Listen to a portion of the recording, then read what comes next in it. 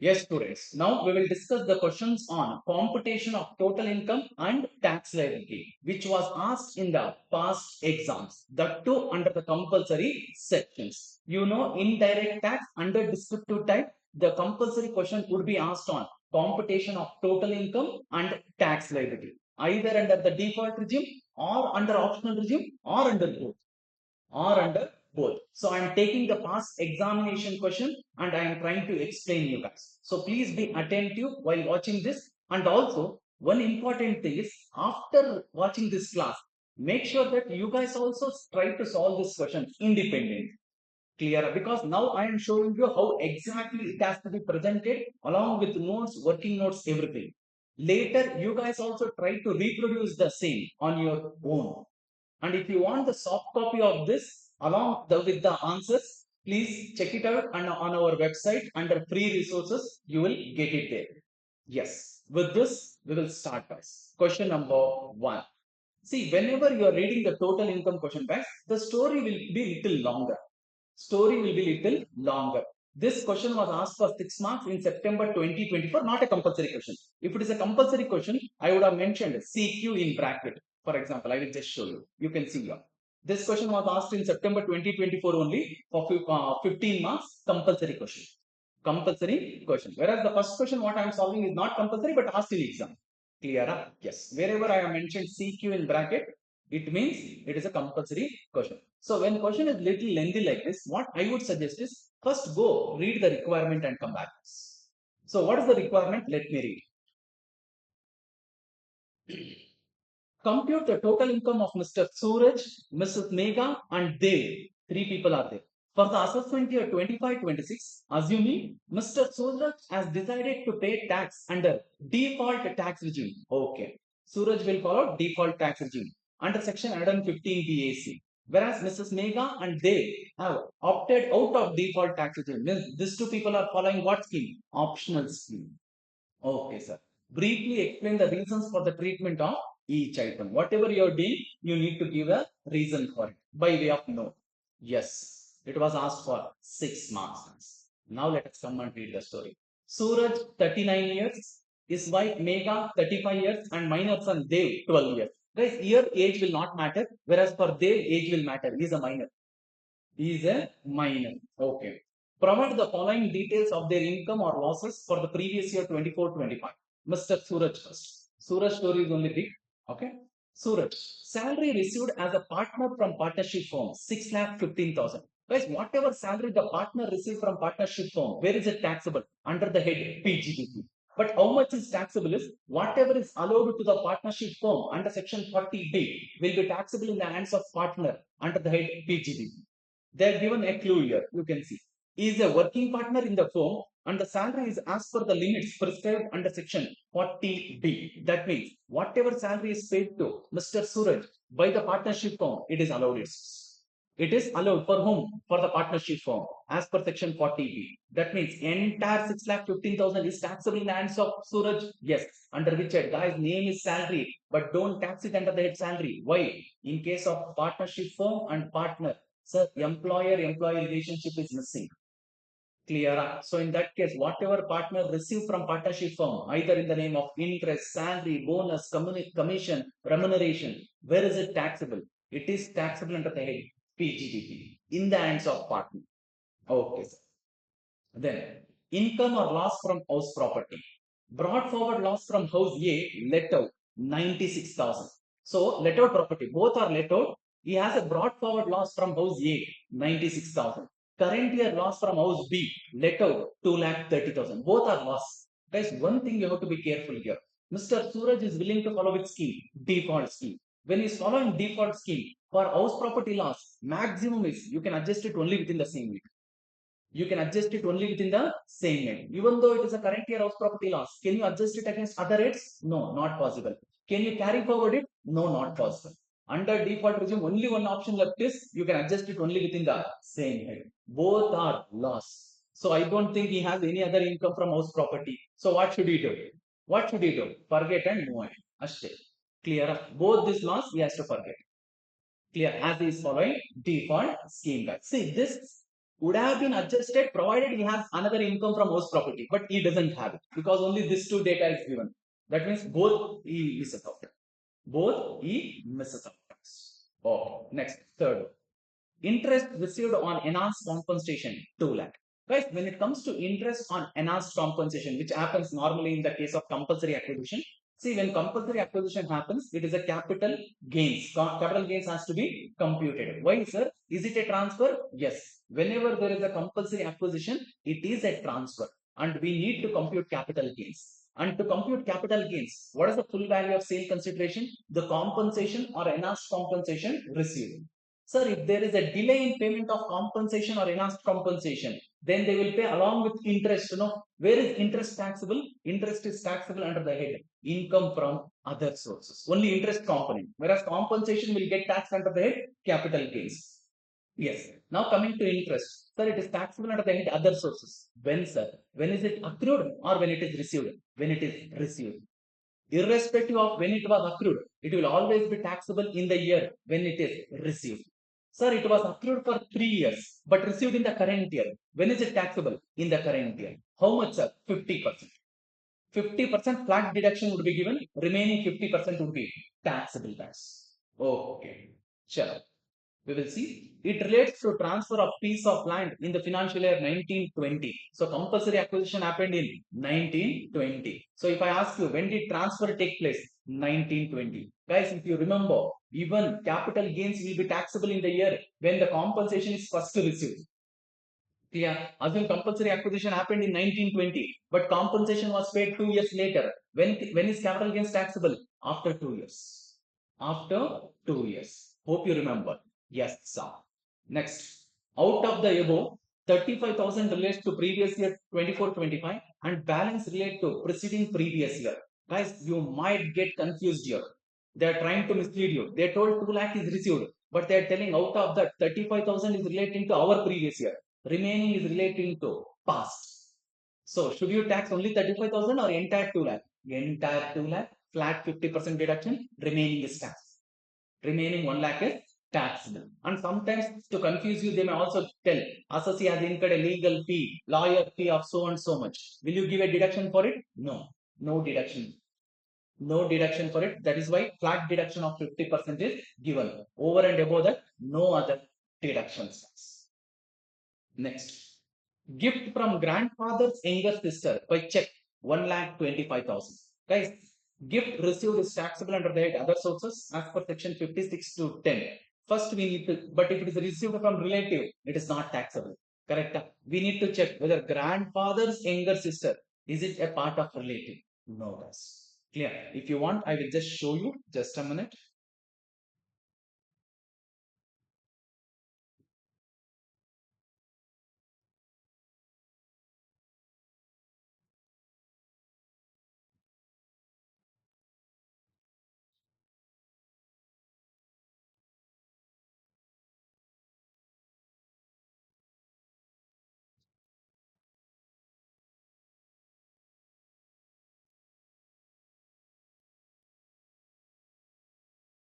Gift taxation, which comes under income from other sources.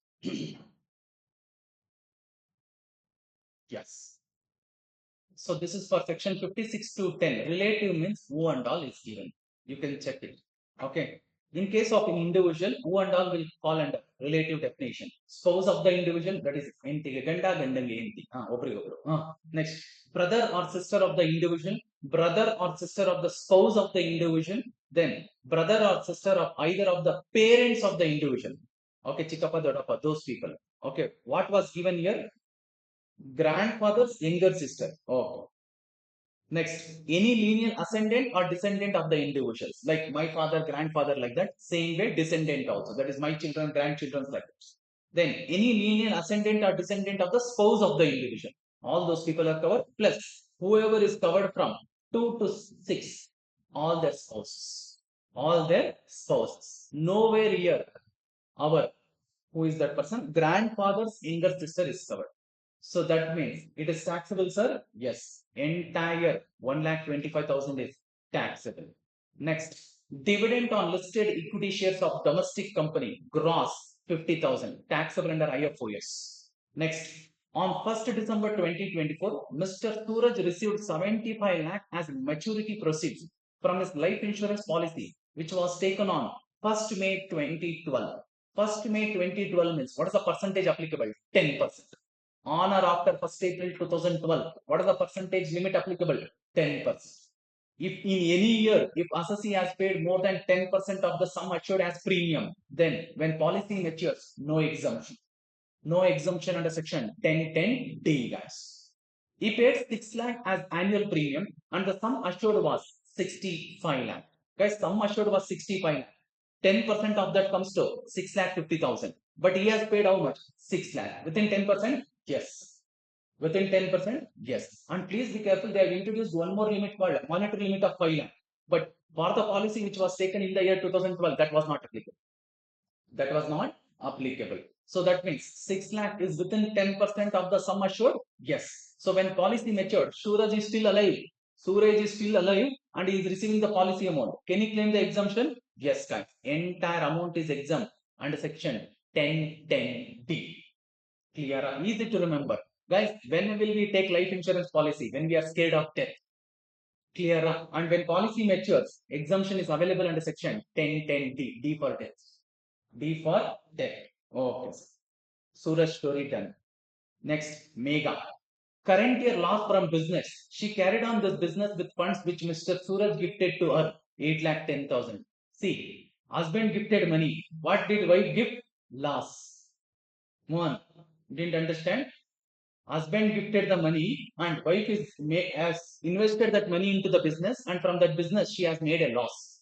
Can husband take over this loss? Yes. Yes. Okay. Can he adjust it as if it is his loss? Yes. Guys, assume wife had earned an income. It would have been clubbed with husband. Correct. But now wife has suffered a loss. Even that has to be clubbed with husband. Yes. But can he adjust it against his income? Yes. As if it is his income. As if it is his income. Got it? No? Yes. Next. Mega purchased a house property from her Sridhan. Okay, what is this, sir? See, this is the amount or asset gifted normally by the parents to a daughter during marriage. During marriage. And gifted the same to her minor son. Okay, she had purchased the house property and she is gifting it to her minor son on 1st April 2024 out of the love and affection. The FMV of the house on the date of transfer was 51 lakh. Guys, listen here. Now, first of all, for they, we need to check the gift taxation. Sir, he is receiving the house property free of cost. So, is stamp duty value taxable in his hands? No, he received from relative. Mother is a relative, right? Yes. So, for Dev, nothing is taxable. But now, if Dev is earning any income from this house property, will it be taxable in the hands of Dev or mother? Mother. Due to clubbing or deemed ownership? Deemed ownership is applicable. If parents gives the house property to minor children, except minor married daughter, then who is considered to be the deemed owner? Transferor. Transferor is deemed to be the owner, not clubbing. Please be careful. For house property, clubbing will not be applicable. For other assets, yes, clubbing might applicable. But section 27 is getting attractive. Clear? Please be careful, which talks about deemed ownership. If at all, if Dev earns any income from the house property which mother gifted, who is considered to be the deemed owner? Mother. So income from house property is taxable in the hands of whom? Mother. Under which head? House property only. Clear? Clubbing is not getting attracted here. Please be careful. Deemed ownership is applicable. Clear? Yes. Must they, okay, who is minor? Rent received from the house property received from Mega, 35,000 per month. Guys, for whom it is taxable? Mega, not for they.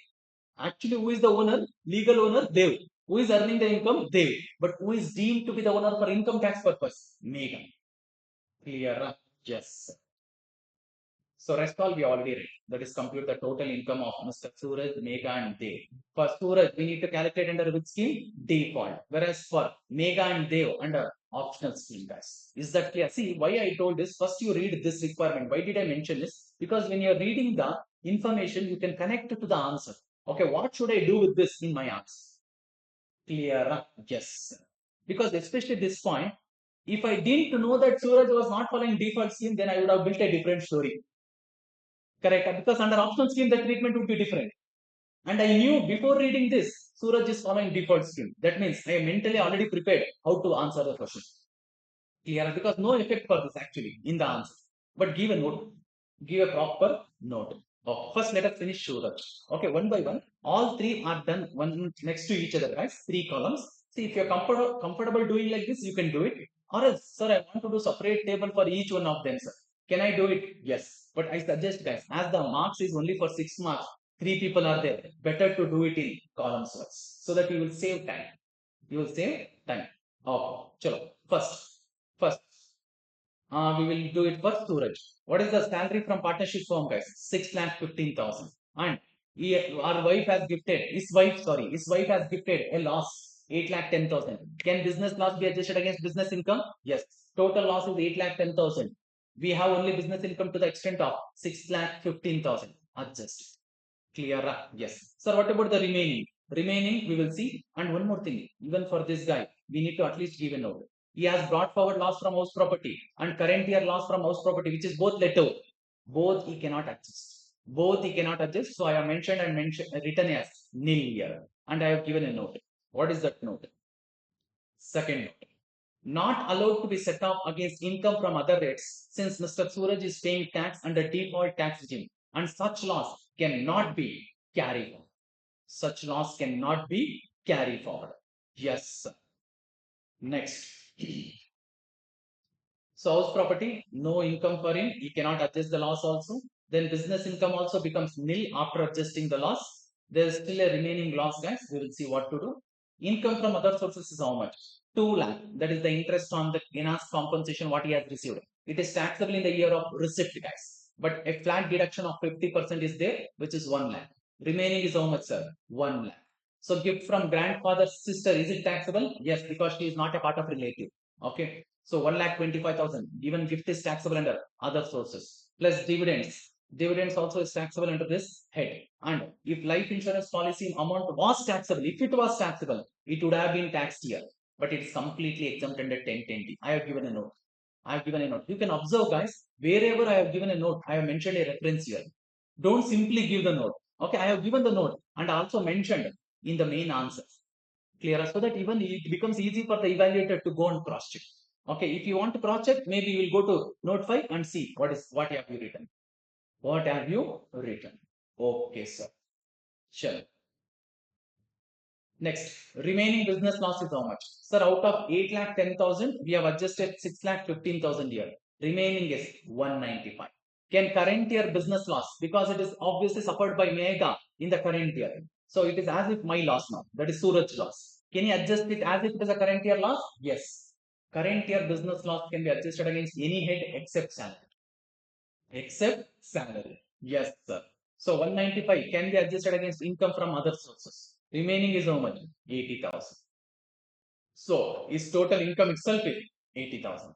Only 80,000. Hope you got it. Yes. And whatever note I had given, I will just read it out. Third one. Current year loss from business of his wife is allowed to be set off in the hands of Mr. Suraj since funds for business is gifted by him as per section 64 subsection 1. Even if she had earned an income or profit, even that would have been taxable in the hands of whom? Suraj. And if she has suffered a loss, that loss can be adjusted by Suraj as if it is a loss suffered by him. Next. Taxable under section 56 to 10 since grandfather's sister is not a relative and the amount exceeds 50,000. Entire gift is taxable. Then the last one. Maturity proceeds from LIC is exempt under section 1010D fully since the annual premium payable does not exceed 10% of the sum assured. Guys, we need to check this 10% or 15% or even before that 20% was there. Only if the policy has matured when insured is alive. Sir, what if insured is gone forever? Then in that case, maturity proceeds of the policy would be received by family member, which is completely exempt. Clear that 10, 15, 20% limit will not be applicable if policy is matured on the death of the insured. Clear? In this case, Suraj is still alive. So we need to check that percentage and the premium paid is within the percentage, you can claim full exemption. And I repeat once again, guys, there is a 5 lakh limit which is not applicable for the policy taken in the year 2012. Please be careful. It is applicable only for the policy taken on or after 1st April 2023. Hope you remember that. Okay, I will just show you. That is also part of income from other sources only. You can see this 5 lakh limit also is applicable only for the policy taken on or after 1st April 2023. So if policy is taken on or after 1st April 2023, 10% also is applicable, 5 lakh also is applicable. You should make sure that your premium is within the limits. Even in 1 year, if it has crossed the limit, then you cannot enjoy the exemption. You cannot enjoy the exemption tax. Okay. Chalo. Done with Suraj. Now coming to Mega. I told you for the house property gifted by Mega to son, that is minor son, who is deemed to be the owner? The Mega. The Mega. Okay, 1 second.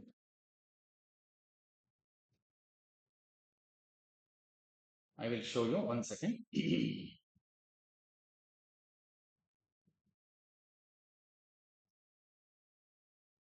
At the end of house property, we will have this.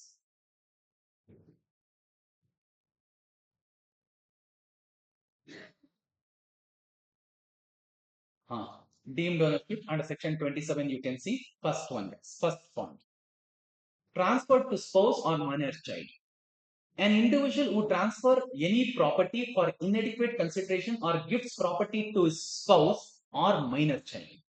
Clear? See, spouse also is included. That is husband to wife, wife to husband. Okay, or to a minor child. Will be treated as deemed owner of that property. Who? The transferor.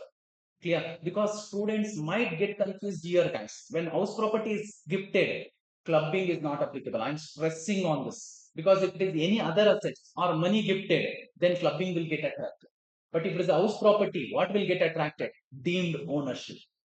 Though legally the owner of the property is the receiver, that is either the spouse or minor child, income from that property will be treated as income of whom? The individual who transferred it as. Clear? Exception is minor married daughter. Clear? So if house property is transferred to minor married daughter, then deemed ownership is not applicable, but clubbing will get attracted.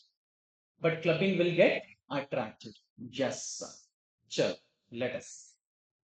What is the gross annual value? So now we need to calculate the income from house property, not of day, but of Mega. So gross annual value, actual rent only we are taking it as the gross annual value, which is 35,000 into 12. So deduction is how much? Straight away. No information about municipal tax paid. No interest on housing loan. Ignore both. At least standard deduction you give.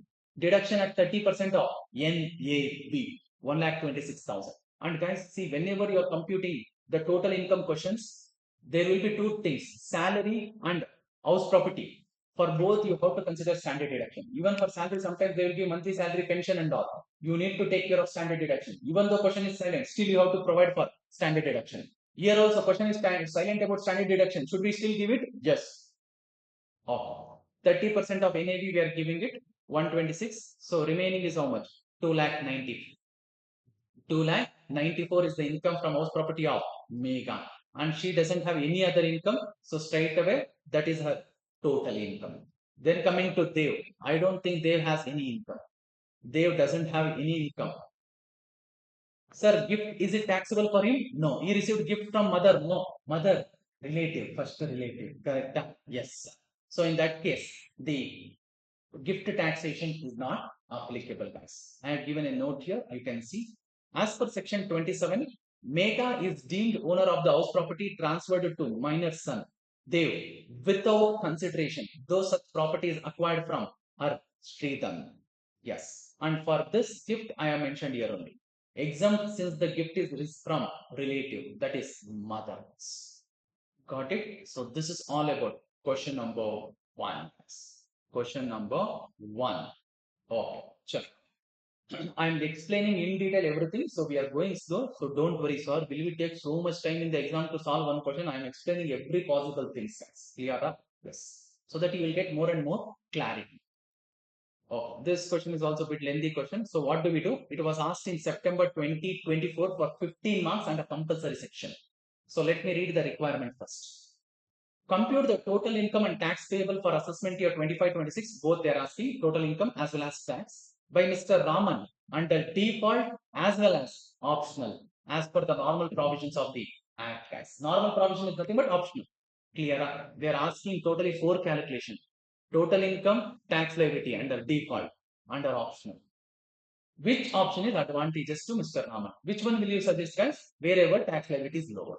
Wherever tax liability is lower. Sure. Let us read. Mr. Raman, a resident individual. One important thing, guys. Age 62 years. Important. Definitely somewhere it will have a role in your answer. Clear? Senior citizen. Okay. Yes, sir. Is engaged in the business of manufacturing and sales of spare parts for motorbikes as a proprietor. He prepares his accounts on mercantile basis. This business is carried out on the ground floor of two-storied commercial building owned by him. Guys, whenever they give like this, see, he's carrying on the business in one floor, but building is two floor. Somewhere some information would be there later. Clear? I repeat, you read it. I will read it again. This business is carried out on the ground floor of a two-storied commercial building owned by him. So in one floor he is doing the business. Another floor, what is it? They have not given now. Okay. The return down value of which is 8 lakh. That is whatever he is using for business. The return down value of that building is how much? 8 lakh. So can he claim depreciation on it? Yes. How much? 10%. 10%. Correct. Now building is used for business purpose. Clear? And he owns it.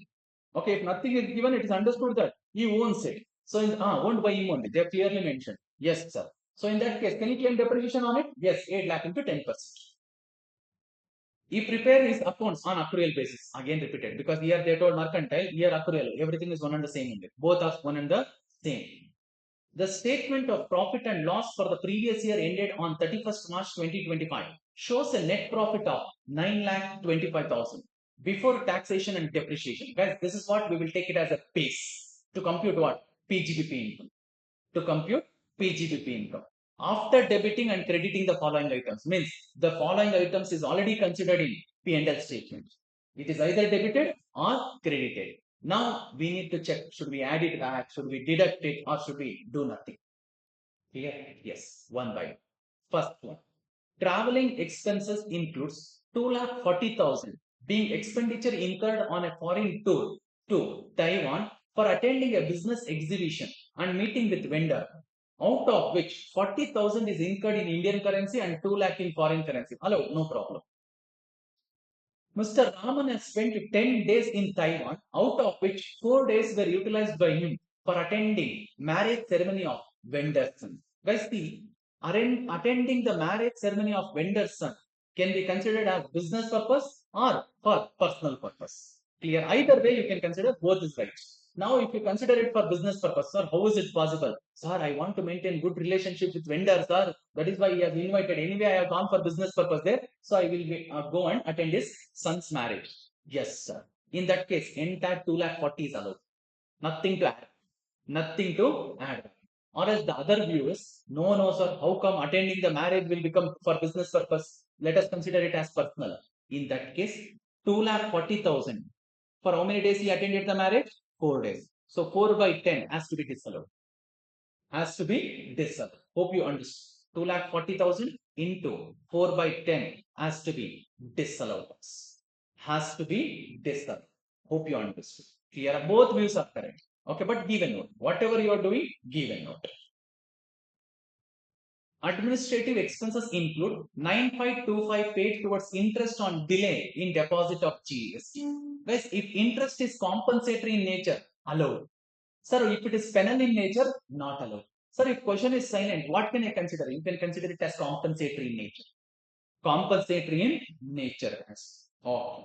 Next. General expenses include a sum of 3,88,000 paid to a non-resident. Who is the payee? Non-resident. As fee for technical services without deduction of tax at source. 40A1 will get attracted here. 40A1. As per that, 100% of the expenditure is disallowed. So what should I do? Add back entire 3,88,000. Sir, why 100%? Because the payee is a non-resident. As TDS provisions are not complied with, 100% of the expenditure has to be disallowed. Okay, sir. Next, fire insurance premium 66,000 for the entire building people. Entire building remained unpaid till 31st March 2025. Doesn't matter. He's following accrual system. He's following accrual system. Can he claim it on accrual basis? Yes. But see the twist. See the twist. 66,000 he paid for the entire building, but only half of the building is used for business purpose. So can you claim full 66 or only half of it? Only half. That means already 66 is debited. How much you need to disallow? 33,000. Hope you are getting it. I told you somewhere it will play a role. Out of the two-floor building, okay, he is using only one floor, that is ground floor for the business. That means only half of the expenditure is for business. Yes. Hope you got it. Clear? So he is already debited full 66. So how much you have to disallow now? 33. Next. Expenditure of 75,000 was paid to a scientific research association approved under section 35. Out of 75,000, 50,000 was utilized towards the purchase of land by research association. Guys, look at the beauty. They have tried to confuse the students here. See, there are two categories of scientific research, guys, under section 35. Assessee himself can do research. In that case, revenue expenditure is allowed, capital expenditure except land is allowed. In the same year in which it is incurred. Correct? Yes, sir. Whereas if I am contributing to the outsider should be approved to do research. Now, when I have given the money to the outsider for doing the research, for what purpose he will use, doesn't matter for me. He will use it for research. Whether he will purchase land or whether he purchased any research equipment, that doesn't matter to me. Can I claim full deduction? Yes. So here what they have told is, I gave to you. You use this money to purchase land. Is it disallowed to me? No, no. Land, no. You might get confused. No, no. If I purchase land for my research, not allowed. Correct? Yes. But I gave money to you. You are using it to purchase land. Is it allowed for me as a deduction under the PGBP? Yes, provided I am following optional scheme. If I am following default scheme, disallowed. Correct? A contribution to outsiders is not allowed under default regime. Clear? Under default regime, we need to add back 75 fully. Under optional scheme, nothing. It is already debited. It is allowed. Hence, leave it. Clear? Yes. Next. Now some house story. He let out the first floor of his commercial building to Mr. Aman on 1st April 2024, beginning of the previous year. Good. And received a rent of rupees 35,000 per month. Guys, house has two floors. One floor is used for the business, ground floor. Another floor is let out. For how much? 35,000 per month. Where is it taxable? Where is it taxable? Guys, one more twist here. Okay, all this, see, until you hear the explanation, you might not realize, oh, so many things are there. Commercial building is let out. Correct? It is let out was what? Commercial building. Where is it taxable? House property na PGBP na? House property. Because he is not in the business of letting out of commercial properties. If he is in the business of letting out of commercial properties, then it is taxable for him under the PGBP. Correct? There is an amendment in house property about this. Okay, let me show it. Let me show it. Just a minute. Here only. We are anyway in the house property itself.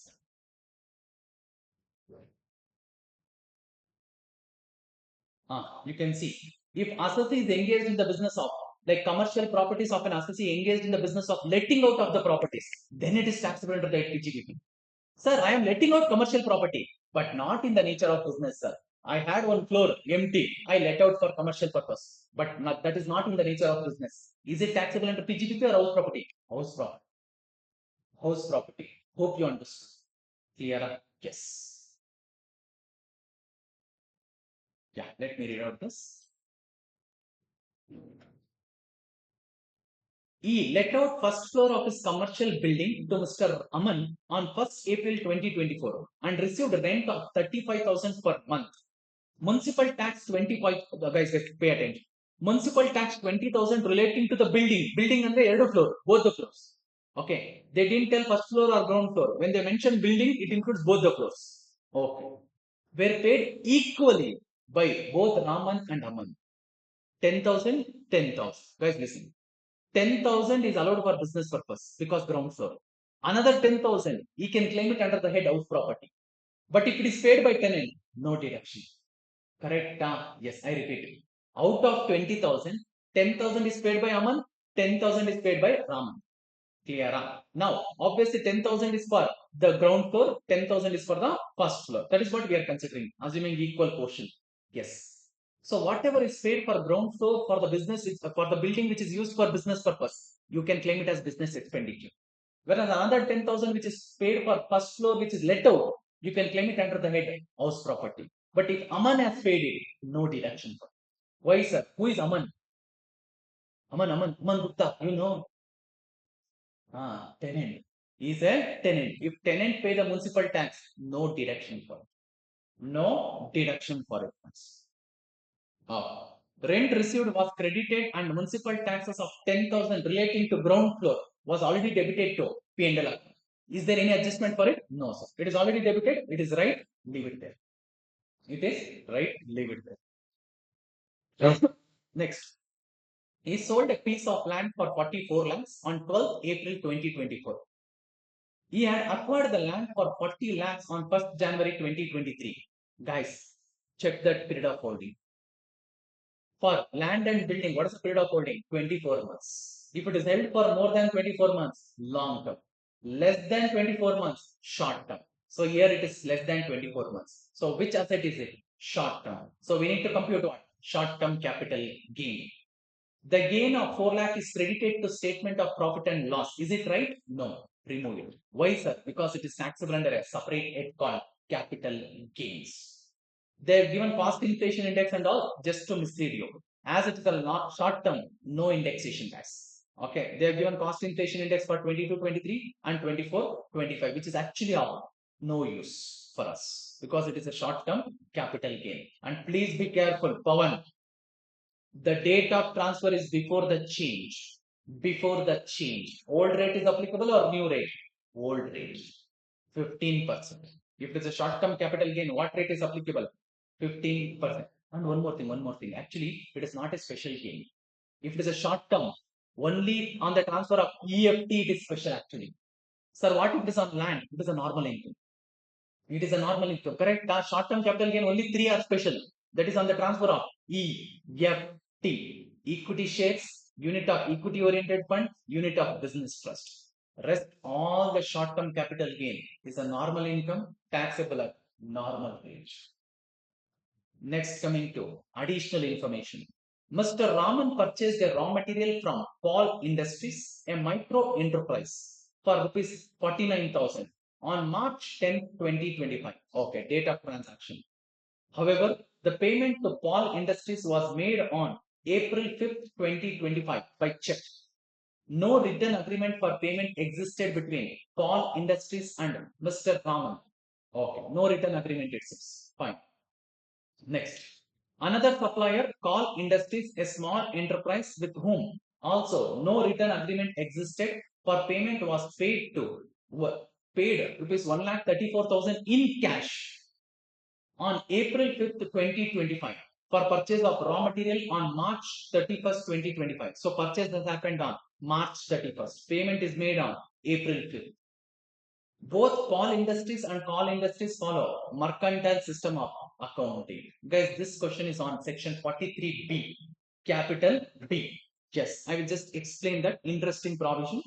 So this is when payments are made to micro and small enterprises. Micro and small enterprises. Yes. Yes. So this is section 43B clause H, guys. So what is it?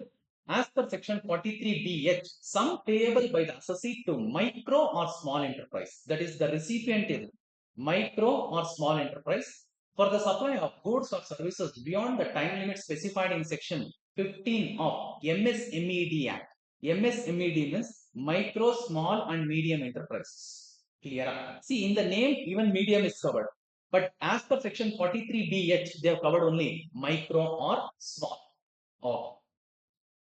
First check, is there a written agreement? Written agreement between whom? Assessee and micro or small enterprises. Is there a written agreement? Who is assessee here? The person who has purchased the goods or taken the service. Okay, sir. Now, if there is a written agreement, then the payment has to be made within what time? Payment has to be made as per the agreement, whatever is the days mentioned in the agreement, or maximum within 45 days of accepting the goods or services, whichever is earlier. Sir, what if the payment is made after this?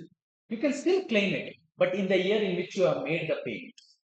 In the year in which you have made the payment. Same way. Sir, what if it is no? Then payment has to be made within 15 days of accepting the goods or services. Means if there is no written agreement between the assessee and the enterprise, then payment has to be made within 15 days. Our scenario will fall under this. Our scenario will fall under this case. See, if payment is not made within 15 days, it is not allowed on accrual basis. It is allowed on payment basis. Will it be allowed, sir? Yes. When the actual payment is made. Is that clear? Yes. So we need to check whether the payment is made within 15 days of accepting the goods or services. If yes, allow it. If not, allow it in the year in which the payment is made.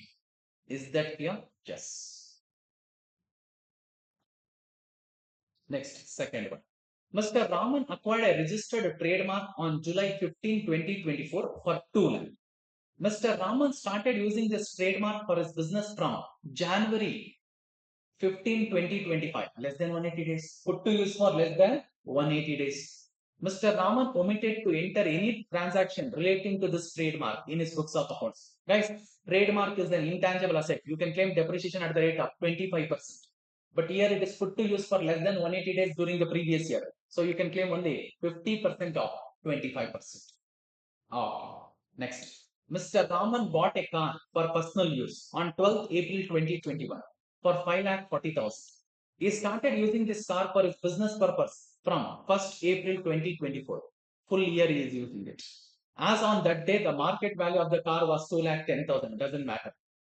Assume the rate of depreciation is 15%. So on entire 5,40,000, he can claim 15% because he's using the car for the purpose of business for the first time.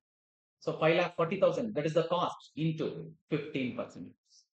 Then he incurred 2,50,000 on the purchase of new machinery to be used in the production of spare parts for motorbikes on May 15, 2024, more than 180 days. So he can claim 15% normal depreciation plus 20% additional depreciation only under optional scheme.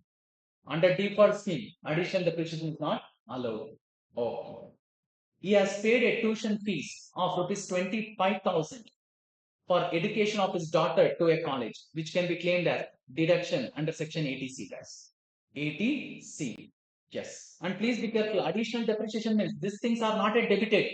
Debited or credited. Please be careful. They told only the following items are debited or credited. That means you need to consider only this for that. Yeah. Yes. Still few more information. So long question. During the year, Mr. Raman has incurred 9,500 in cash for preventive health checkup, where 5,000 was for himself and 4,500 for his parents who are super senior citizens. Guys, see, if it is a health insurance premium or medical expenditure, you cannot pay it in cash. If you pay in cash, no deduction.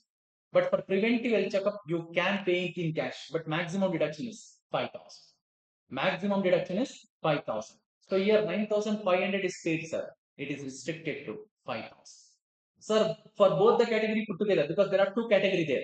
Associate and family, the other one is parents. Both put together maximum is 5,000 for preventive health checkup. Yes. Both put together maximum is 5,000. Donation paid to registered political party by way of check 20,000. Okay, deduction is available. Deduction is available. Compute total income and tax under both the schemes. Under both the scheme. See guys, this kind of question, by the time you finish reading the question itself, it will be time taking. See, if you see this kind of question under compulsory, try to take it little later. Clearer. Don't try to take it as your first question is what is my suggestion. Clearer. Yes, because this will be very much time taking. Not under one scheme, you have to do under both the schemes. Clearer. Yes. Sure, we'll do one by one. Computation of total income and tax payable by Mr. Raman for assessment year 25-26 under default tax scheme. First default. Oh. Income from house property. Whatever is the rent given, we are taking it as the one floor is let out, right? Yes. So actual rent is taken as gross and even. So 35,000 into 12. Municipal tax is paid by tenant for this let out portion. Half is paid by tenant, no. Half is for let out portion, another half is for business purpose. Business is already debited, no problem. Whereas another half is paid by tenant, no deduction for it. No deduction for it. Yes. Then you will get net annual value, same figure, give 30% standard deduction. Okay. Interest on housing loan, no information is given, so ignore it. So income from house property is 2,94,000. Then coming to PGBP. Guys, the PGBP you can do like this by giving one inner column or else do it by way of working note separate and bring the final answer here. Yes. Net profit, we are taking it as a base 9,25,000. What they have given Then whatever adjustments is there, we are doing it guys, one by one. First, and expenses debited to profit and loss account, but not allowable as deduction or to be considered under other heads of income. Or else simply you can tell disallowed expenditure. Disallowed expenditure. Correct? No? Tejaswini? Yes. First one. Traveling expenses full we are allowing. We are assuming entire thing is for business purpose and we are allowing it. Sir, what if I consider the other way? That is for vendor son's marriage attended. Now, what if I consider it as for personal purpose? Alternatively, it is possible to assume that proportionate foreign tour expenditure attributable to attending the marriage ceremony of vendor's son is a personal expenditure. In that case, how much would be disallowed tax? 2,40,000 is for totally 10 days. How much for vendor's son's marriage? 4 days. So 96,000 would be disallowed if you take the other thing. Clear? Better give a note like this. Better give a note, guys. Yes, sir. But we are considered entire expenditure for business purpose. Or even ICS other answer also is same way only. So you need not worry. Interest on delay in deposit of GST, sir, allowed. Assuming it will be compensatory in nature, allowed. You can see interest on delay in deposit in GST is compensatory in nature. Hence allowable. Hence allowable. Yes. Fee for technical services to a non-resident, fully disallowed tax because TDS is not deducted as per section 40A1, disallowed. Here, full amount, 100%.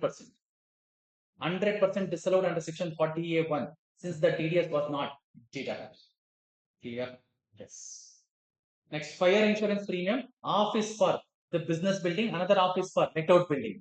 Clear? Yes. 66,000 divided by 2. 33,000 we are disallowed. Means 33 is allowed for business purpose. Remaining 33 is disallowed. Now you might ask me, sir, 33,000 you didn't take it under the head house property, no sir. Please be careful. For insurance premium and all, there is no separate deduction. Everything is covered under standard only. Okay, they will sometimes give you like irrelevant information like repairs, so painting, or depreciation, or that to this and all. No separate deduction for it.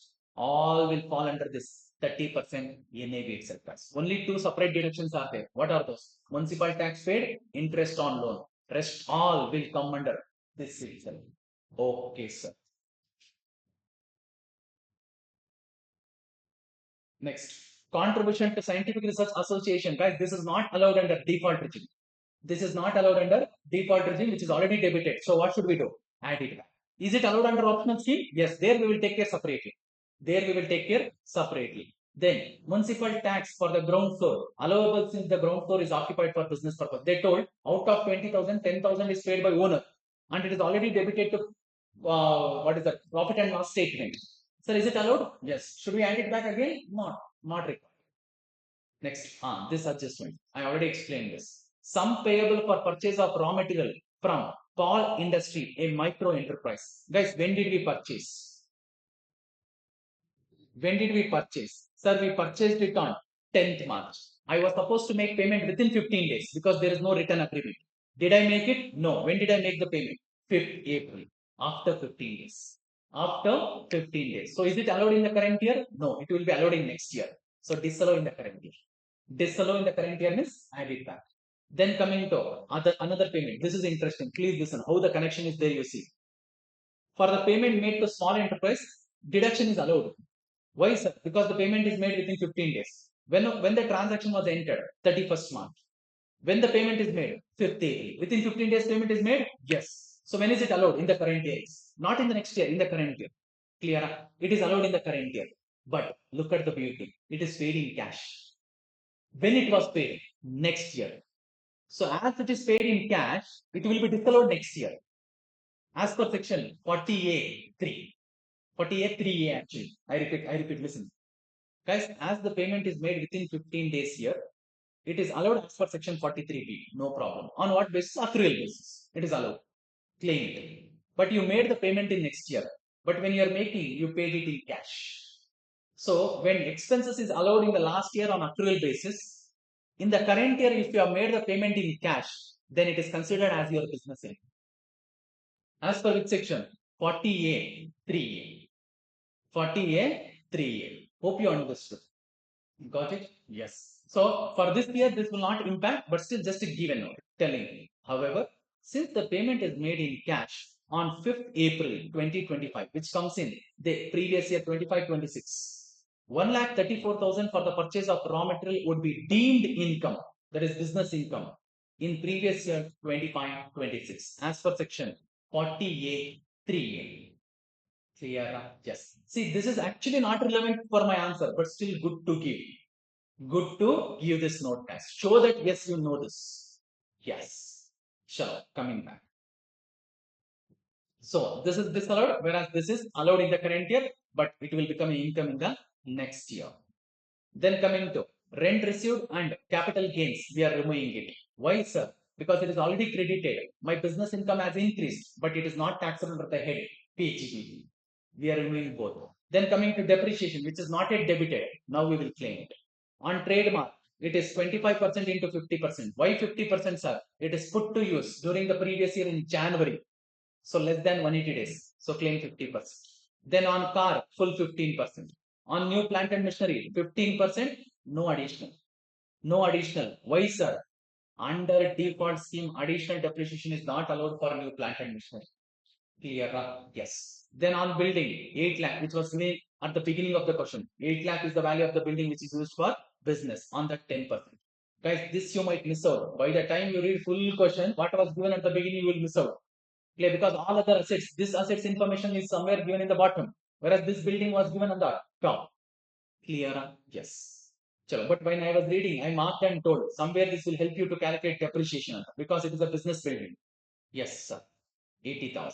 So total depreciation comes to add up all this, reduce. So income from business, final figure 4,26,500. Taxable business income. Then capital gains, short term guys. How much? Sale value 44 lakh and 40 lakh is cost of acquisition. No indexation, nothing. Clear? So how much is the short term capital gain? 4 lakh. 4 lakh. Is it special or normal? Normal. It is not covered under 111A. It is not covered under 111A. So it is a normal income taxable at normal rate. Sir, what about increment that to this? They have not given. Now, what do you consider? Expenses on transfer also is not given. Ignore it.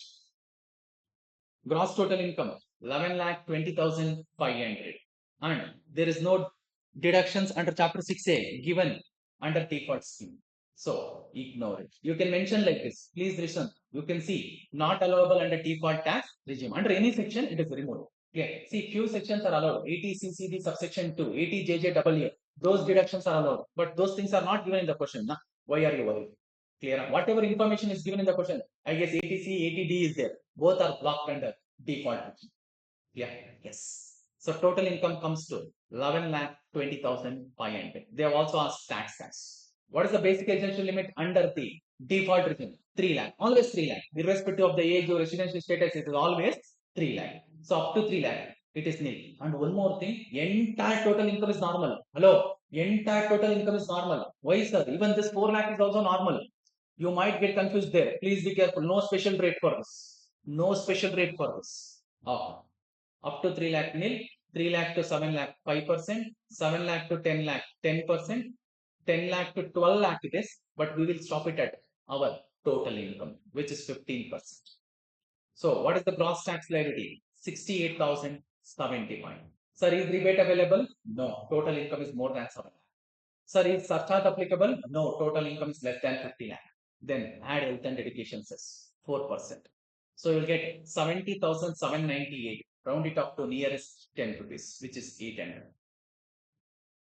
Clear? Yes. So final tax payable rounded off under section 288B, guys. Got it? Yes. So now coming to optional scheme. When same question you are doing under both, again don't restart from zero, guys. Okay, in costing there is something called zero-based budgeting. Start everything from scratch and come. Yeah, you don't do it because it will be very much time taking. So what you do is, see, gross total income you take. Gross total income you take. But necessary adjustments you have to make. What are those necessary adjustments, sir? Let us see one. Income from house property, I guess, would remain same. Yes. Under this will be allowed. Okay, 75,000. Then additional depreciation also will come. Okay, see, when doing default itself, you just keep it in mind. Oh, this is a separate treatment there.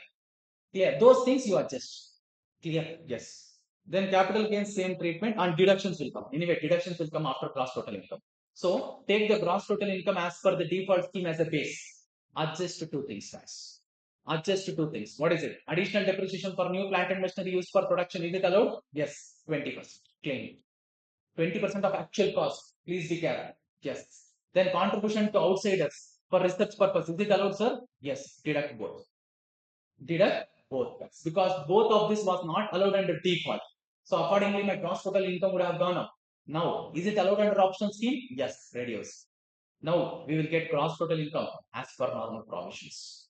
From that, claim the deductions under Chapter 6A. For tuition fees paid, ATC deduction 25,000. Deduction under Section 80D for preventive health checkup maximum restricted to 5,000 ashte. Maximum 5,000, both category put together. Okay. Then for political contribution, GGC, donation to registered political party, full 20,000. But it should not be paid in cash. I think it is not paid in cash. They are paid in any mode other than cash. Okay, sir. So total comes to 50,000. So total income is how much? 9,45,500. Now let us calculate tax liability under optional scheme. Here the first line of the question will matter. What is the first line of the question? Age and residential status. Age is a senior citizen. So what is the basic age limit? 3 lakh. Guys, see, when you read, you would have had an idea about what to do. But by the time you come to this point, you would have forgotten. Clear. So please be extra careful when they give few hints like that in the question. Clear. Age is above 60 and is a resident, senior citizen. So under optional scheme, what is the basic age limit? 3 lakh. One important thing. So up to 3 lakh, nil. 3 lakh to 5 lakh, 5%. 5 lakh to 10 lakh, it is 20%. But stop it at 945, 500. So you will get gross tax liability 99,100. Okay. Now. And sir, is rebate available? No. Total income is more than 5 lakh. Is surcharge applicable? No. Total income is less than 50 lakh. So add health and education says 4%. You will get final tax payable. So round it up to nearest to 10 rupees as per section 288P, where the tax is lower. Here 1,03,060, whereas here it is 70,800 default regime. What do you suggest? What is more advantageous? Default regime as tax liability is lower. Final conclusion. Since tax payable under default tax regime is lower than the tax payable under normal provisions of the Act, it would be beneficial for Mr. Raman to pay tax under default tax regime under section 115 PAC. But one thing to note, see, you can stop the answer here, but one thing to note is when the assessee has business income, he can follow default. If he don't want, he can opt out of default and follow optional. If he doesn't want optional, again he can come back to default, but he can never go back to optional again. He can never go back to optional again. Sir, should we explain all that here? Not required. I'm just telling it for your knowledge. That is only when the HC has the income out of the head, PGT. Yes. Question number 3, guys. Again, total income question. First, let us read the requirement. Yes.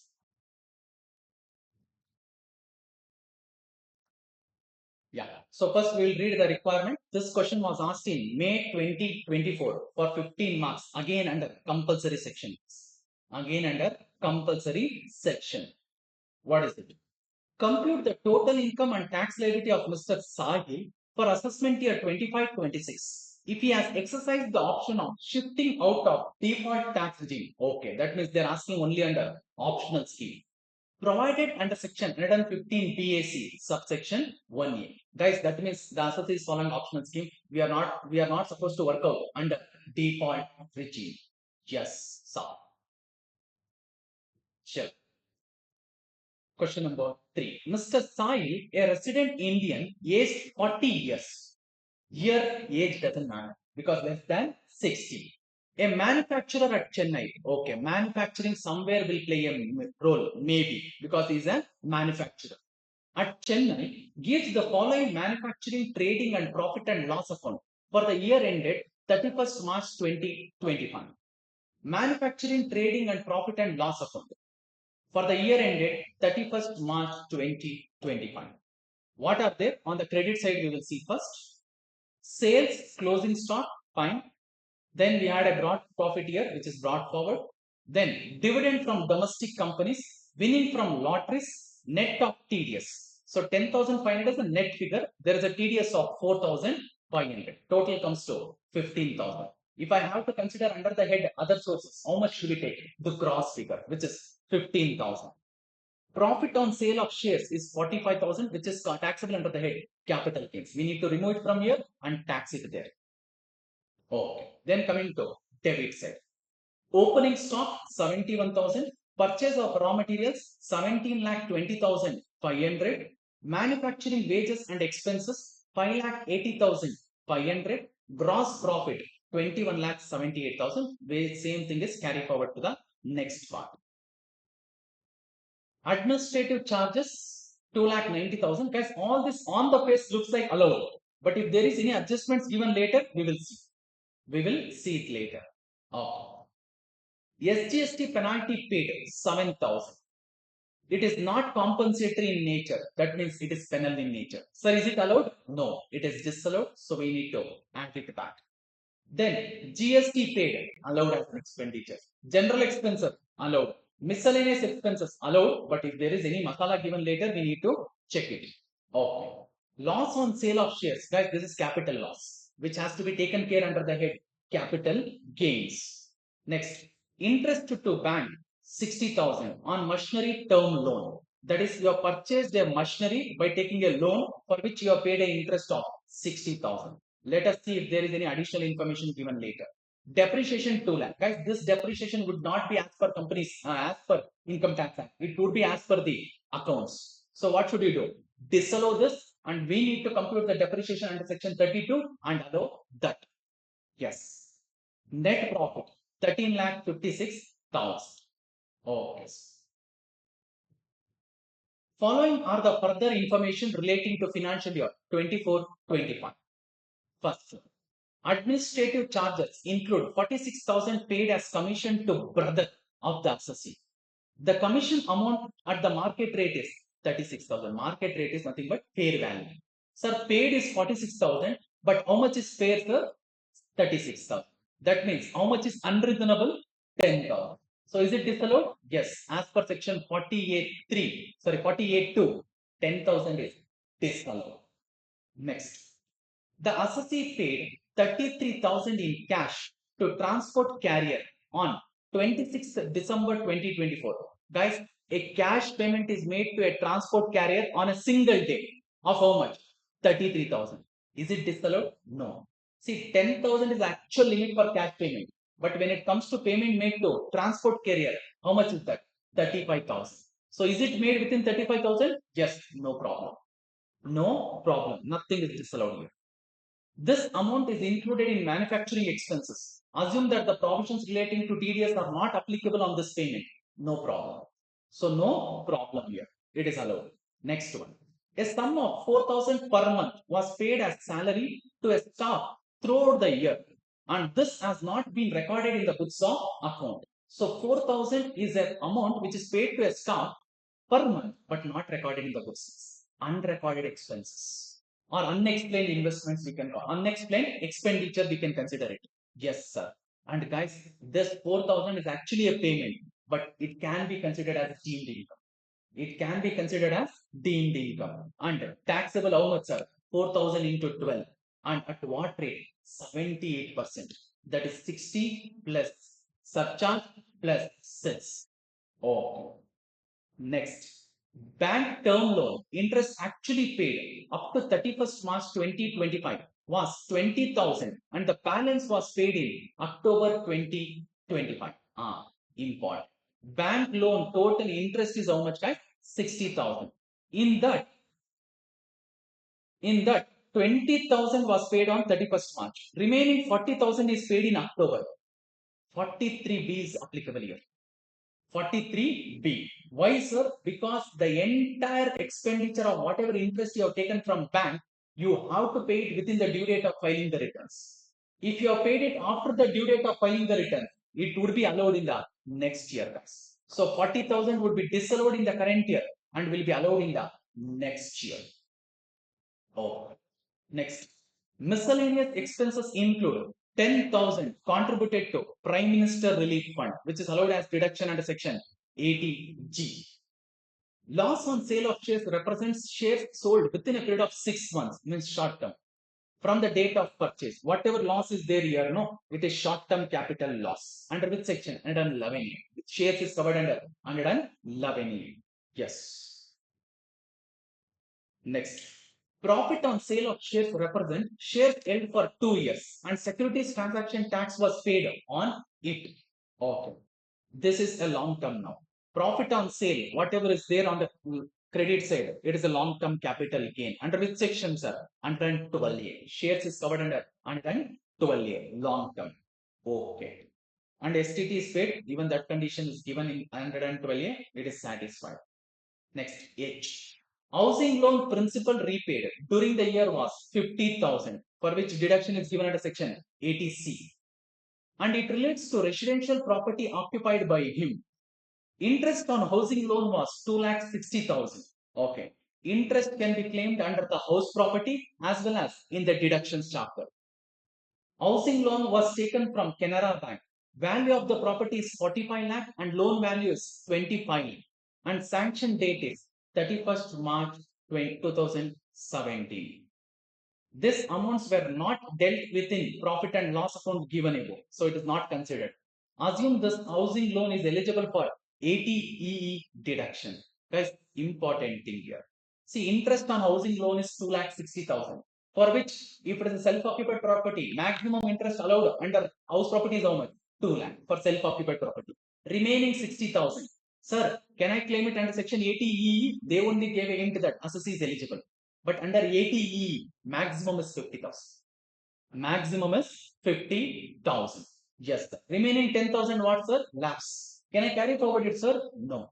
Remaining 10,000 lapse. Depreciation allowable under the Act to be computed on the basis of following information. Plant and machinery, depreciation rate, they only given.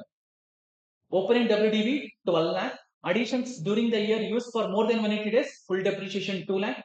Total addition is 4 lakh. Because when total addition is 4 lakh, 2 lakh is used for more than 180 days. So remaining 2 lakh is what? Used for less than 180 days.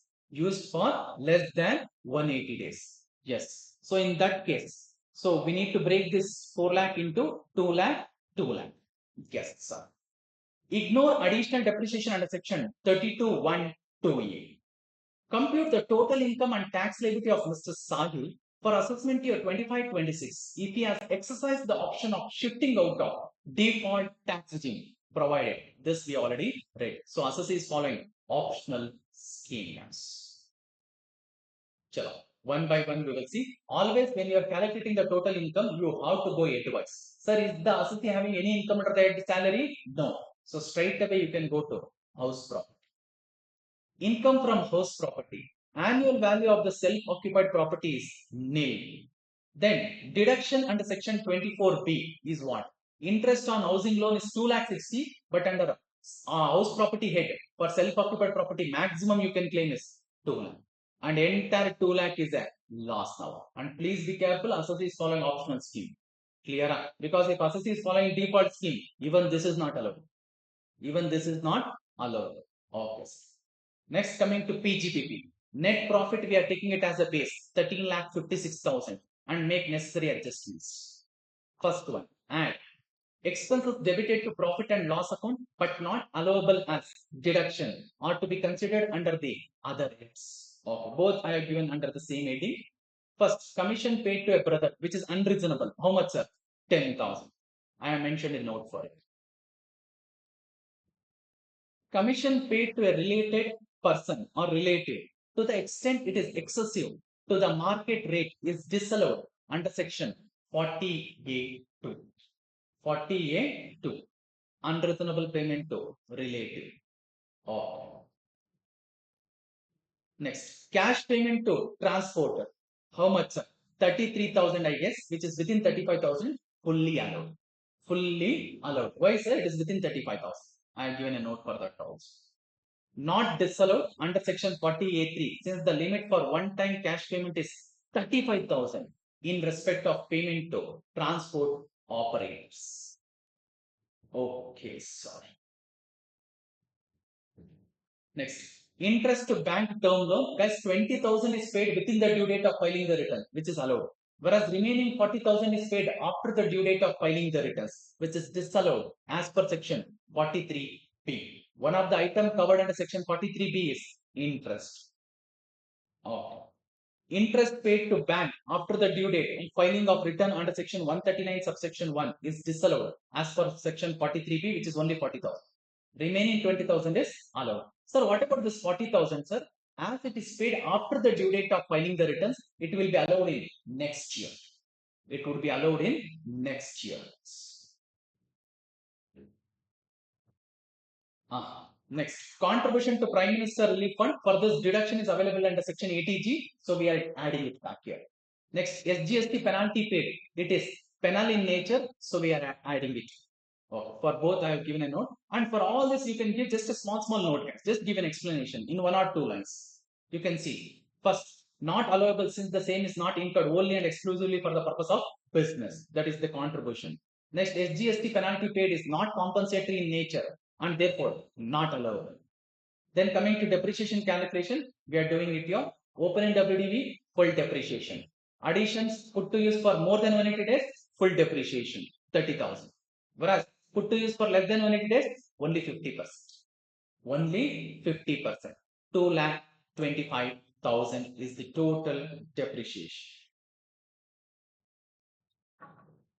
Yes. So depreciation actually is calculated here, 2,25,000.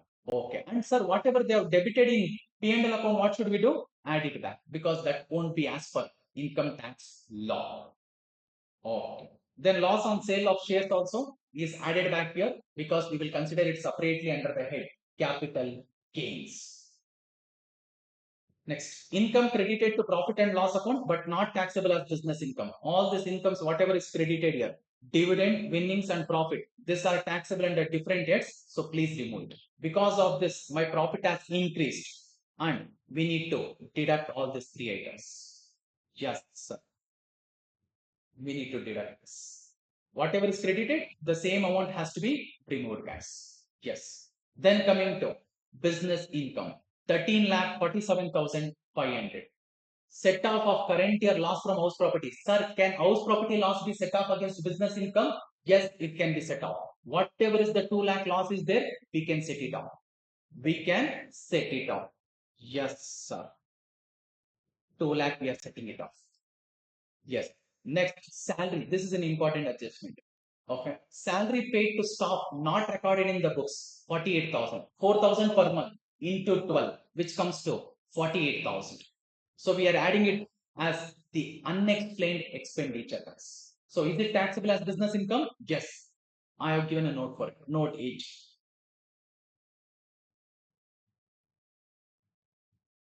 Assuming the expenditure is in the nature of unexplained expenditure, the same is deemed to be the income as per section 69C of Mr. Sai. Note this, we call it as undisclosed incomes. No deduction would be allowed in respect of such expenditure. Alternatively, it is possible to assume that salary not recorded in the books of account was an erroneous omission. Alternative view. Means by mistake we have left it, sir.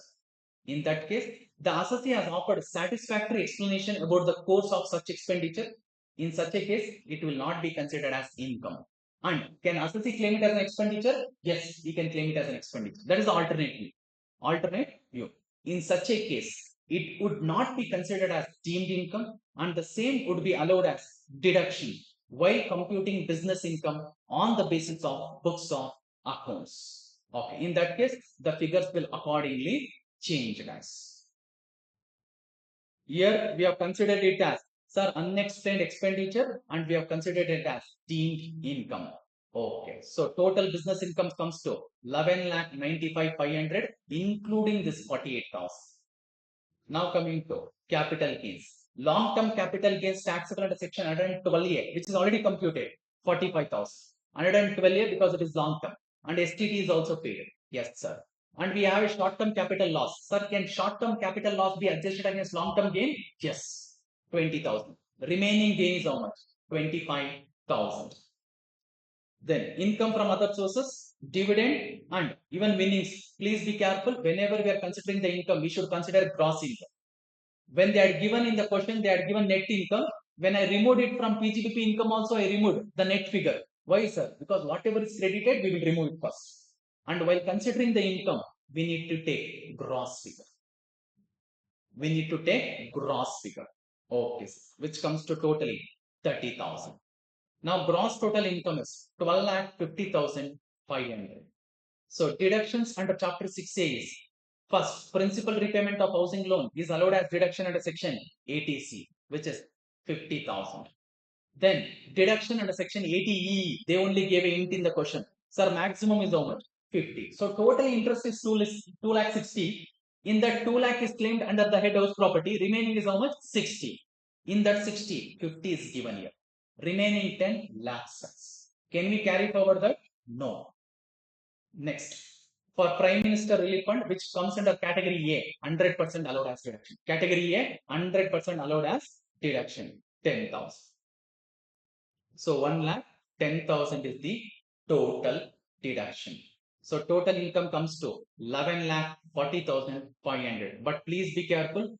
There are some special incomes. What are those, sir? Capital gains and this one. Special incomes taxable at special rates. First calculate tax on them. Tax on long-term capital gain under section 112A. How much is there? 25,000. Sir, up to 1,25,000 it is not taxable. So no tax. No tax on this. No tax on this. Okay, sir. Chalo, please be careful. Guys, see, some students might think it like this. Sir, anyway, not taxable. No. So here only I will include 0. No, don't do that. Whatever is the long-term capital gain under section 112A, include it under that capital gains. But while calculating tax up to 1,25,000, it is not taxable. In this case, it is within 1,25,000, so no tax. Got it? Yes, sir. Next, tax on winnings from lottery, always taxable at 30%. So 15,000 into 30%. Even this is taxable at special rate. Undisclosed income, 48,000. What is the tax rate for it? 60%. As per section 115, BBE. BBE, guys. So, tax on unexplained expenditure, 48,000 into 60%. Into 60%, which comes to 28,800. Then remaining income. What is the remaining income? Normal income taxable at normal rate. 11,40,500 minus 25 minus 15 minus 48. So remaining is my normal income taxable at slab rates. As Aditi is following optional scheme, what is the basic exemption limit? 2,50,000. So up to 2,50,000, nil. 2,50,000 to 5 lakh, 5%. 5 lakh to 10 lakh, 20%. More than 10 lakh, 30%, which comes to only 50 to 500. So 50 to 500 into 30%, 15,750. So if I add up all that, we will get gross tax liability 1,61,550, guys. So surcharge, is surcharge applicable? Actually no, because total income is within 50 lakh. But on this tax, surcharge is applicable. Always 25%. Always 25%. What is it, sir? Undisclosed income. Okay. So on only 28,800, 25%. Please don't calculate on the entire gross tax. It is only on 28,800 into 25%, 7,200. On this 4%, you add health and education cess, and final tax liability comes to 1,75,500. Is that clear? Yes. And sir, alternate views. Sir, if I ignore this 48,000, no, sir. Assessee is able to give the explanation, so we don't consider it as deemed income. Then, instead of adding it, you will deduct it as an expenditure. Clear? Automatically, even this figure will come down. Clear? And accordingly, even gross total income will come down, total income will come down. And here also, this part will not come. This part and this part will not. Is that clear? That is an alternate view. Even in the suggested answer of ICA, they have given that alternate view, but in the note. In the answers, they have taken as 48 undisclosed income, but in the note they have told. So if you consider it as the expenditure, then accordingly, your total business income would be 10 lakh 99,500. Sir, how 10 lakh 99,500 means? Guys, you need to deduct totally 48,000 twice here. Whatever you have added back, you have to remove.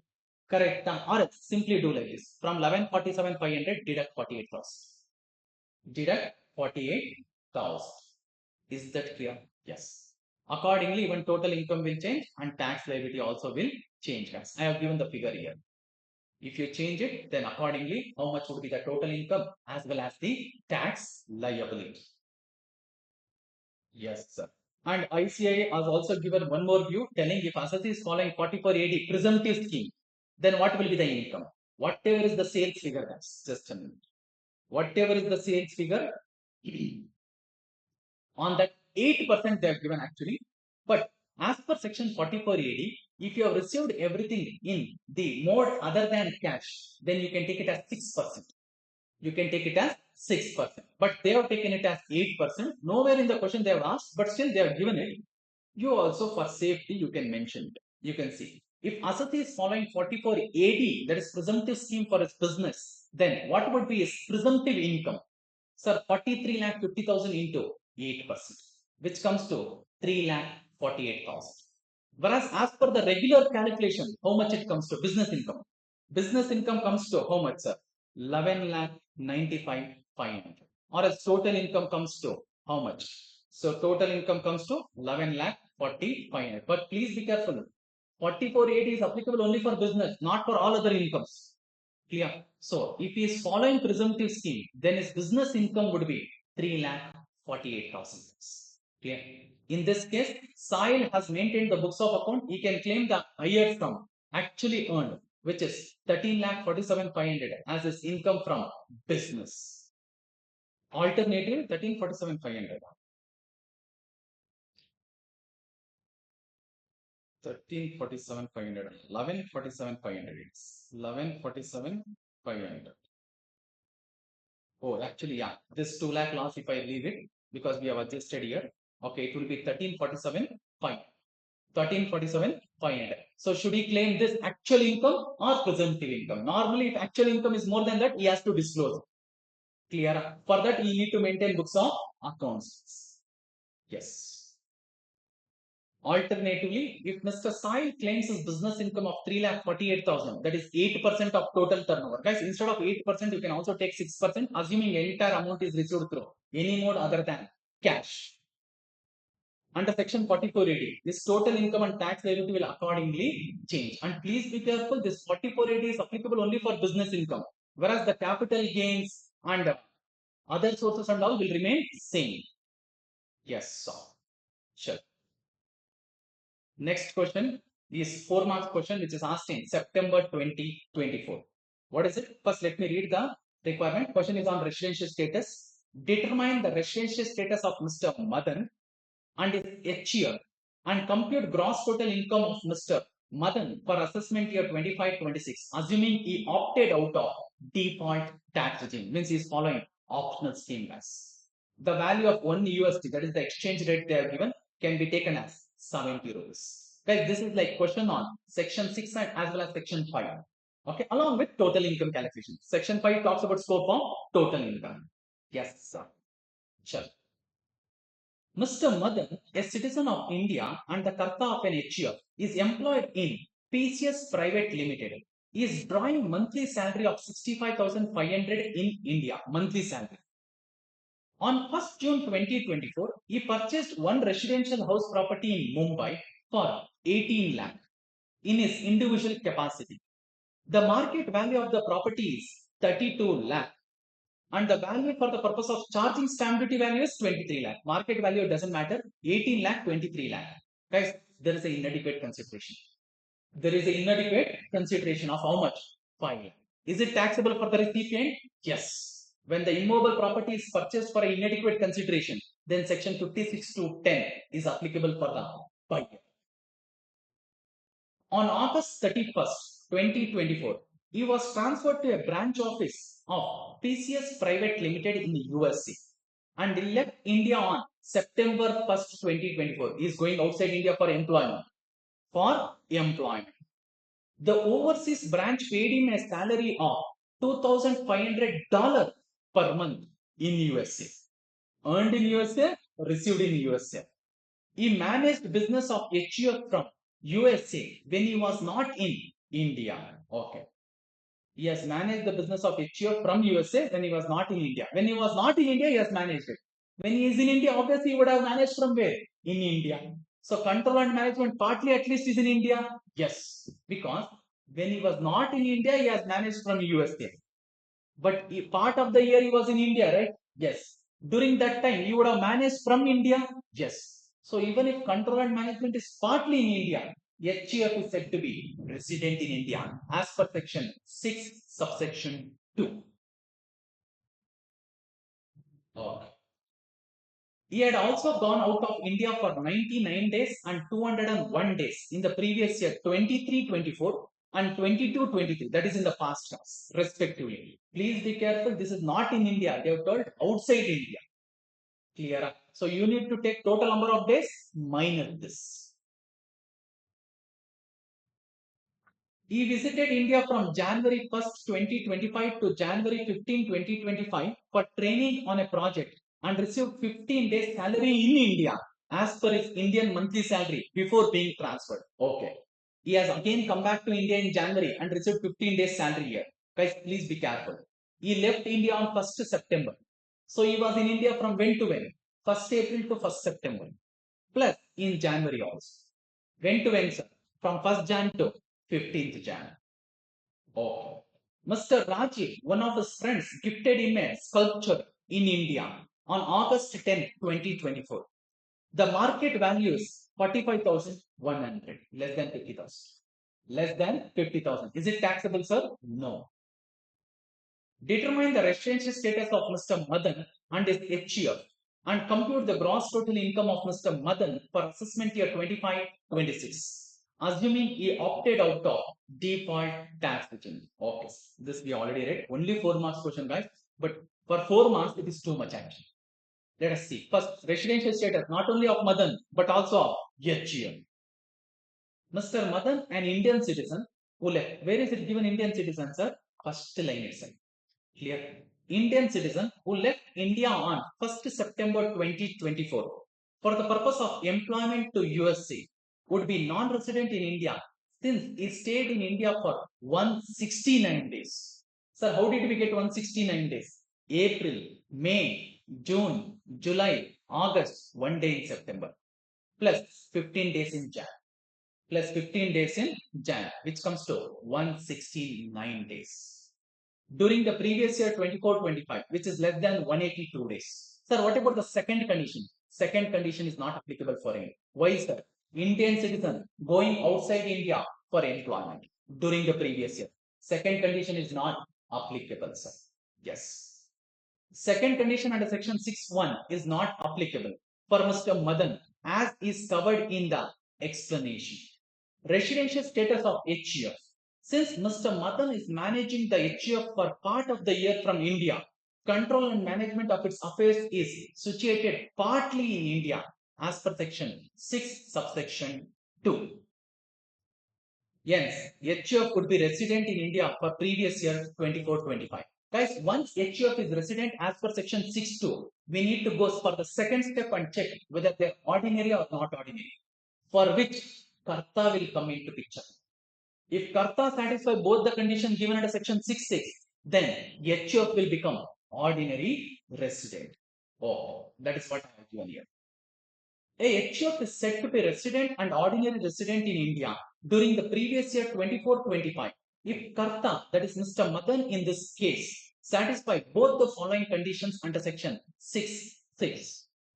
He is a resident in at least for 2 out of 10 previous years preceding the relevant previous year, and his stay in India in the last 7 years preceding the relevant previous year is 730 days or more. Both the condition has to be satisfied. Yes. Mr. Madan has satisfied both the above conditions as he had never gone out of India. Guys, in the last 2 years, he was gone out of India for few days, they have told, 99 and 201. Clear? Even if I take last 8 years, forget about these 2 years. Last 8 years, was he a resident in India? Yes. And 7 years we need to count for 730 days. Correct? Forget about these 2 years completely. Last 5 years, he was in India. So is that condition also satisfied? Yes, sir. It is like implied satisfied. Implied satisfied us. Because they have given the sentence, you can see. He had never gone out of India prior to. So it is understood that, guys, he would have satisfied both this condition. Let me read it. Mr. Madan has satisfied both the above condition, as yet never gone out of India except for 99 days and 201 days in the previous year 23-24 and previous year 22-23. Even for this year, partly he was in India, but let us ignore this year completely. Still, he has satisfied both the conditions. Okay, sir. Don't count the number of days and sit. Okay, this question and all you have to answer it like general. Sir, we should be prove it in numbers, sir, not required. Yes. The HUF would be resident and ordinary resident in India for assessment year 25-26. Okay. Now coming to income. They didn't ask only that. They have also asked income. Income under the head salary. For the services rendered in India before leaving India, 65,500 into 5. Sir, 5. How many months? April, May, June, July, August. September will not come. Clear? Plus 15 days in January. So 65 days, 5,500 into 5, 15 days salary for January. So please be careful, January 31 days, no? So 65,500 divided by 31 into 15 into 15 because he is receiving equivalent salary. Sir, what about the salary he is receiving in USA? Guys, he is a non-resident. For non-resident, income earned and received outside India is not taxable.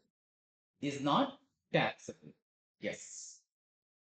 Not taxable as Mr. Madan is a non-resident and such income does not accrue or arise or received in India and is following its scheme, optional scheme. Under optional scheme, what is the standard deduction for salary income? 50,000. So, income from salary is 3,09,197. Then, income from other sources, I told you, he has purchased a property for inadequate consideration. How much is the inadequate consideration? 5 lakh. Guys, market value and all is given. Ignore it. Consider only stamp duty value. Compare it with purchase price. How much is inadequate consideration? 5 lakh. I have given a note for it. You can see here. Taxable since the difference of 5 lakh exceed 1,80,000. What is 1,80,000, sir? Being higher of 10% of the consideration or 50,000 as per section 56 to 10. As per section 56 to 10, we need to take 50,000 is a standard amount. Compare that with 10% of the purchase price. 10% of purchase price, 18 lakh into 10% comes to 1 lakh 80. 50 or 1 lakh 80, whichever is higher, 1 lakh 80. So is inadequate consideration more than 1 lakh 80? Yes. Entire inadequate consideration is taxed. Entire inadequate consideration is taxed. Yes. Sculpture received as gift from Rajiv is friend in India, not taxable because the value is less than 50,000. The value is less than 50,000. So gross total income comes to 8,09,914 in India. Got it? Yes, sir. So we'll do one more question. This is asked in May 2024 for 6 months. Again, the question is on the residential status along with the total income calculation. What else? Mr. Oh, what is the requirement? Actually, requirement is given here, not at the last. Let me read the question fully. Mr. Tilak, aged 35 years, will not matter, furnishes the following information regarding his income for the assessment year 25-26. Compute the total income if he is resident and ordinary resident. Second, resident but not ordinary resident. Ignore the provisions of section 115 BAC. That means assessee is following which scheme? Optional scheme. Okay, under both the options. What they are doing? Remuneration of 50,000 for service rendered in Malaysia, credited to his bank account in Malaysia and immediately remitted to his bank account in India. Remittance does not amount to receipt cash. Where is it earned, sir? Malaysia. Where is it received, sir? Malaysia. Completely foreign income. Completely foreign income. Guys, if you have to tell, sir, in the table where it will fall, I will just show you. Just a minute. I will take the scope of total income table.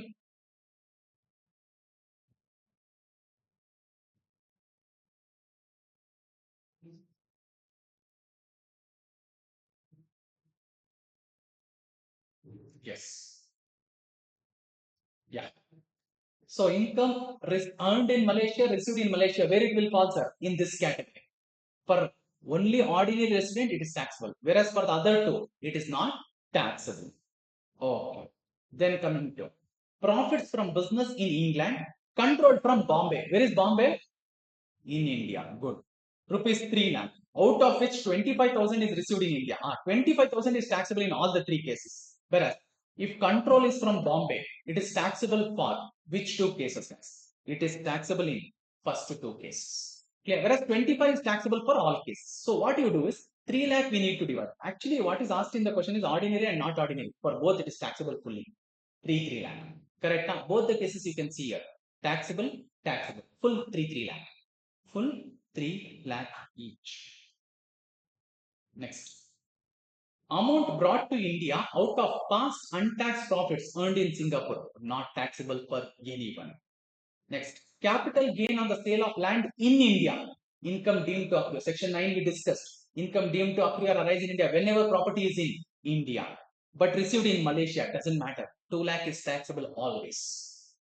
Next, income from agriculture land at Nepal of 18,000 received there and then brought to India. Okay, brought to India doesn't mean received in India.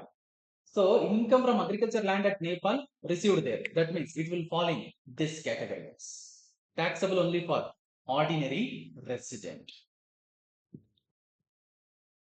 He paid 50,000 towards principal payment of loan taken for construction of a self-occupied house in India. Principal repayment is allowed as deduction under section 80C. Next, interest on saving bank deposit in State Bank of India, 12,000. Guys, first include it under the other sources. Then give deduction under section 80 TTA. How much? Maximum 10,000. Once again, saving bank deposit. Yes. So 12,000 include it under the other sources. Deduction is allowed under section 80 TTA. Maximum how much? 10,000. Maximum 10,000. Sure. Let us see. Both the scenarios we need to answer. First, computation of total income of Tilak if he is a resident and ordinary resident. Remuneration for services rendered in Malaysia. Sir, global income is taxable, sir. Even though it is earned and received outside India, it is still taxable. Then, profit from a business in England controlled from Bombay, taxable. Then past untaxed profits earned outside India, but now during the previous year, if it is brought to India, not taxable for anyone. Guys. Next, capital gain on sale of land in India, but received in Malaysia. Sir, asset is from India, source is in India, hence taxable. Hence taxable, 2 lakh. Then E, income from agriculture land in Nepal, received there. So taxable. Why, sir? Even though it is earned and received outside India, as the assessee is ordinary resident, global income is taxable. Then interest on savings bank deposit, 12,000 is taxable under other sources. Yes, guys, see, if they are not asked advice and all, when the question is merged with like, see, here the question is actually on section 5, more than total income calculation. Sir, should we present it advice? See, if possible, you can present it advice. If not, sir, is it okay if I present like this? Yes, because the question is only for 6 marks. That too, they have asked for votes. If you try to present it advice and all, might be you will consume little more time. Might be little more time. Sometimes and all what happens, in the question itself, they will tell, you need not disclose the heads separately. Clear? Yes. So this is more than the total income calculation. The question is on actually section 6 along with section 5. Clear? Obviously, section 5 also talks about the computation of total income itself. But advice breakup may not be given here. Oh. Coming to deduction, for principal repayment of housing loan, 80C deduction. Then for interest on, please be careful, only if it is a savings bank account, deduction is available under section 80 TTA. How much, sir? Maximum 10,000. Maximum 10,000. So here it comes to 5 lakh 20. And if they are not ordinary resident, guys, then only this three would be taxable. If any income is earned and received outside India without any control in India, then it is not taxable here. Oh, see, this is not taxable here. Then even this is not taxable here. Rest all remains same. Okay, this and this will not be taxable because it is a foreign income tax, which will fall in last case in our table. This case 3B. Okay, so sure. So deductions also will be same. Total income will vary because of this differences. Okay, so total income if the assessee is a not ordinary resident is 4 lakh 52,000.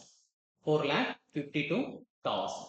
Fine. So we have discussed 5 questions. All 5 questions were from the past examinations. So we will discuss the remaining questions in the next class.